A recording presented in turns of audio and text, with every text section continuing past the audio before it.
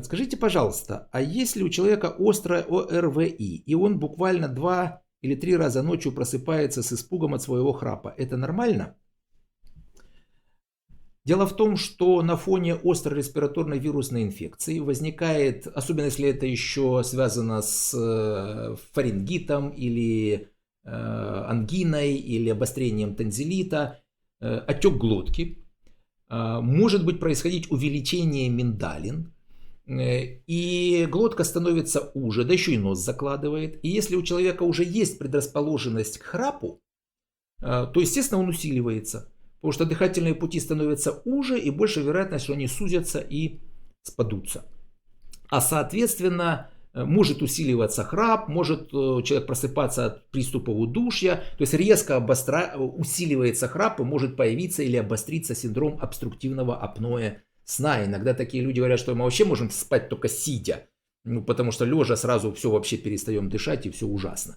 Буквально, кстати, 3 дня назад прислали мне, пациент обращается ко мне, говорит, у меня проблема с СИПАПом, но это вот специальный прибор, который применяется для лечения тяжелого апноэ. Пациент спит со специальной маской, компрессором, который помогает ему дышать во сне.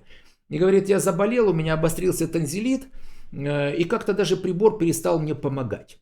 Он мне присылает данные с прибора. Современные приборы позволяют считывать информацию. И я смотрю, что до болезни у него индекс апноэ, гипопноэ был 2-3, но это фактически норма, а до этого был 70, ну с чего мы ему начинали лечить, то есть это такая дважды тяжелая степень апноэ. А потом в первый день ангины 15, во второй день 30, в третий 40, в четвертый 50. При этом аппарат, он же имеет определенный диапазон настроек, он был настроен у него, допустим, с 5 сантиметров до 14, то есть мы не слишком поднимали верхнюю границу, но чтобы просто аппарат не мешал, не будил. Аппарат сам начинает пытаться поднимать, но он упирается в эти 14, а человеку, оказывается, просто при острой ангине и тому, что миндалины воспалились, нужно было большее давление.